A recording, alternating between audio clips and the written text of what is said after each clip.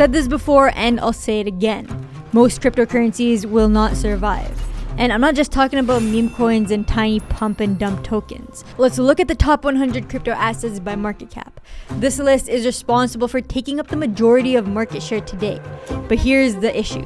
A lot of these tokens belong to projects that have common goals. We'll leave Bitcoin out of this because it's a unique store of value that's in its own asset class. Everyone's calling it digital gold. But the rest of this list contains projects that are in direct competition with other teams. And this list is just a small portion of what's out there.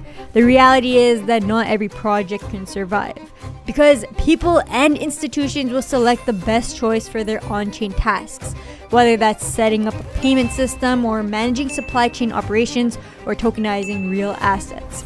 And that's why only a few projects will survive long term, while the majority of crypto that exists today will be left behind. Hopefully that makes sense. Now, I'm not trying to scare anyone away from the crypto world. Instead, I want to highlight how important it is to research and learn about projects. There are so many different teams out there with their own tech and special use cases. The challenge is to sort through all the noise and focus on what really matters. Factors like major partnerships, strong real-world use cases, and institutional-grade services. That last point is critical given all the institutional involvement we're seeing in crypto today. Being part of a community like the FireHustle Discord is like a cheat code for this. It's the ultimate go-to for market insights, macro changes, and the latest updates in crypto. And you can check out the link down below to learn more. But one other big thing we do in the Discord group is share and discuss projects, especially those that have potential to make it big. And there's one that I've talked about for years, both in the Discord group and here on YouTube. This project fits all of the major factors I mentioned: strong partnerships, real-world use cases, and institutional-grade tech. I'm talking about Hedera. So an example of a layer 1 project with a top 100 crypto asset. They're competing for the same goals as dozens of other layer 1 networks. But given the amount of competition out there, is Hedera capable of coming out on top?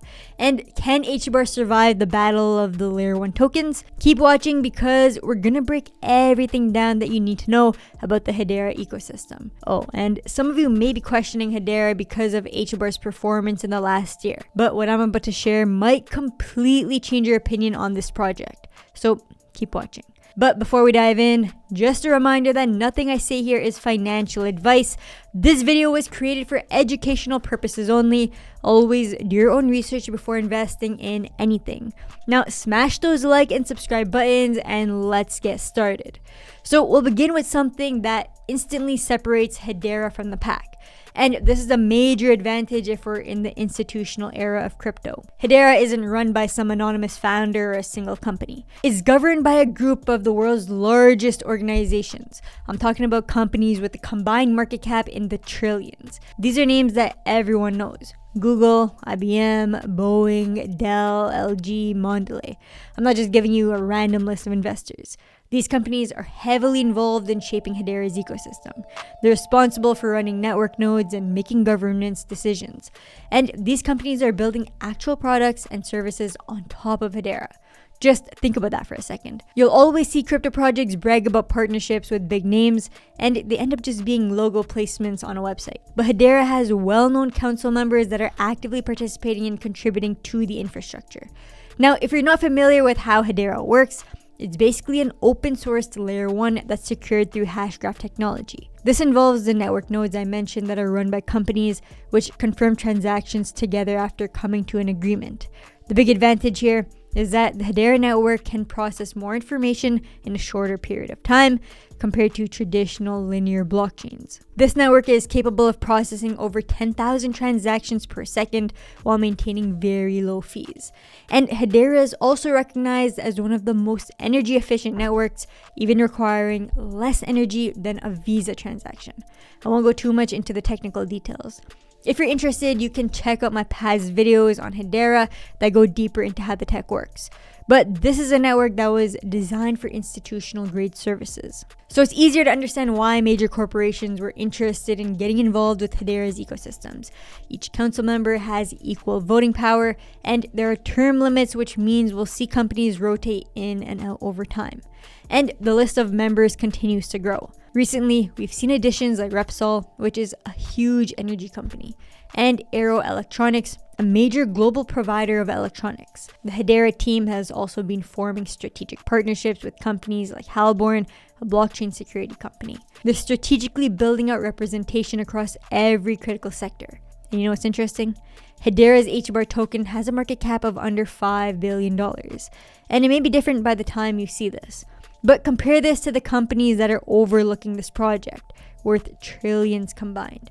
The question is whether this gap is hinting at a massive opportunity, or if Hedera is just another layer 1 project that's getting left in the dust. Well, this is where you need to consider how usable a network is. At the end of the day, if there aren't any meaningful use cases, especially in the real world, then it'll be tough to just compete against giants like Ethereum and Solana. And this is where Hedera starts to shine. So let's start with the stablecoins and payments. The Reserve Bank of Australia has been working on something called Project Acacia. They've launched the Australian digital dollar stablecoin using Hedera's token service. And this is something that's already available to use for real-time settlements through the Australian Payments Plus platform. The Philippines has also turned to the Hedera network to launch its multi-bank stablecoin called PHPX. And along the same lines, the first US state-issued stablecoin in Wyoming, called FRNT, was also added to Hedera's network. As stablecoin regulations become more clear, these moves are placing Hedera ahead of many other competitors across the globe. RWA tokenization is another rapidly growing sector that will benefit from regulatory clarity, and Hedera is ahead of the curve with their collaboration so far. Archax is a digital asset exchange that has tokenized assets from companies like BlackRock, Fidelity, and State Street, and they chose to use Hedera for their on-chain needs. Aberdeen was the first company to tokenize part of its money market fund using Archax and Hedera. Another company called Red Swan tokenized over $5 billion in commercial real estate on Hedera. But the use cases go even deeper than this. Vera is using this network to tokenize carbon credits. That's potentially a multi-trillion-dollar market on its own. Hyundai and Kia are tracking supply chain carbon emissions on the network. Mondelez, the company that owns Oreos and Cadbury chocolate, is using Hedera for supply chain management, payments, and digital coupons. This is how real-world on-chain finance has been taking shape on Hedera over the last few years. And if we're talking about major partnerships, here's something brand new that's going to attract mainstream attention. Hedera just became an official multi-year partner of McLaren Formula 1 and Aero McLaren IndyCar. You're going to see Hedera branding on the race cars and the driver's suits. They're also offering free digital collectibles to fans with zero friction. No wallet setup required. And that's how you reach millions of people who've never touched crypto before, similar to their marketing push through Karate Combat in the past. And we can all agree that AI is one of the biggest and fastest growing industries today. It should be obvious when countries are pouring in billions into data centers and AI infra, which is why a lot of crypto projects shifted their focus onto AI. But most of these teams are misusing the term AI for hype. Hedera takes a different approach to this, connecting them to industry leaders like NVIDIA and Intel. A company called Equity Lab launched a program called Verifiable Compute to help govern AI systems. This is designed to run on Intel Xeon processors and NVIDIA GPUs. It basically generates cryptographic proofs for AI workflows, and this gets recorded on Hedera's consensus service. So why does this matter? Because governments and enterprises need AI they can audit and verify. Companies can't afford black box AI, and they can't explain to regulators. Hedera creates a legit audit trail, and Accenture, a large global consulting firm, is already deploying this to enterprise and government clients right now. So while other projects pump AI tokens, Hedera is the infrastructure making AI trustworthy in the real world. And speaking of regulations and trust, let's talk about governments. When a government body chooses to work on a blockchain, that's a pretty big deal, because they run extensive security audits before committing to anything. Saudi Arabia invested $250 million through the Hashgraph Association to create the Deep Tech Venture Studio. The Ministry of Justice of Georgia is working with the Hedera Foundation to implement Hedera across their public sector. This includes shifting the country's land registry on-chain and tokenizing real estate. Qatar turned to Hedera to launch a $50 million digital asset venture studio. And at Davos 2026, Hedera held sessions on digital trust and RWA tokenization. Plus, they're having Capitol Hill discussions about CBDCs and AI policy. But at the end of the day, most people just end up judging projects based on their assets price. And we know that hbar has been on a downtrend along with the rest of the market. Now, there's something else we need to consider here. After Bitcoin and Ethereum, Hedera was the third asset to have an approved spot ETF. Canary Capital is the only live spot ETF for Hedera on the US market. But there are over 10 active ETF filings from other companies under SEC review right now. This includes Grayscale, Rex Osprey, and 21 shares. That's billions in potential capital that couldn't access this before. And as regulatory clarity improves, this could be a major catalyst for hbar's price. When mainstream money flows in, discovers the major use cases, and the government's backing for this project, that's when a repricing event could happen. So why pay attention right now when Hedera isn't really making headlines? Well, because they're in a consolidation phase. While many other assets pump on price and crash on reality, Hedera is making steady progress. They just released network upgrade VO.69 for better long-term performance. HederaCon Miami is coming in May, Dev Day Denver in February, and the macro environment is perfect. RWAs are only continuing to grow, AI is slowly converging with blockchain, enterprise adoption is becoming a reality, and Hedera is at the center of it all. This consolidation is when smart money builds positions. Not exciting, but strategic. But there's no opportunity that exists without risks, and there are a few to be aware of here.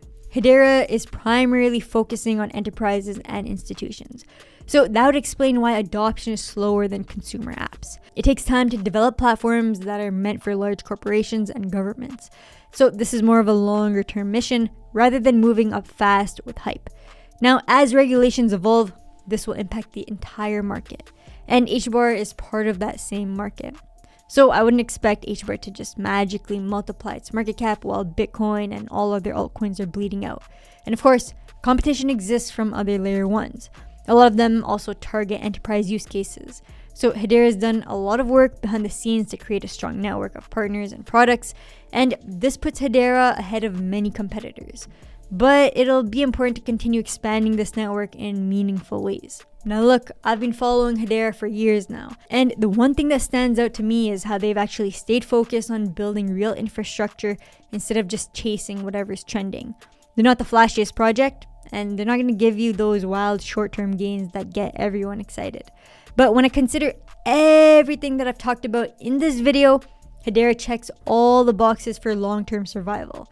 And that's not even the full story. There are more examples of partners and collaborations that create a strong use case for Hedera. In a market where most projects won't make it, these real-world connections matter more than anything else. But what are your thoughts on Hedera? Are you bullish or skeptical? Let me know in the comments down below. And if you found this video helpful, then smash that like button and subscribe for more. As always, none of this is financial advice. Please do your own research before making any financial decisions. Thanks for watching, and I'll see you in the next one.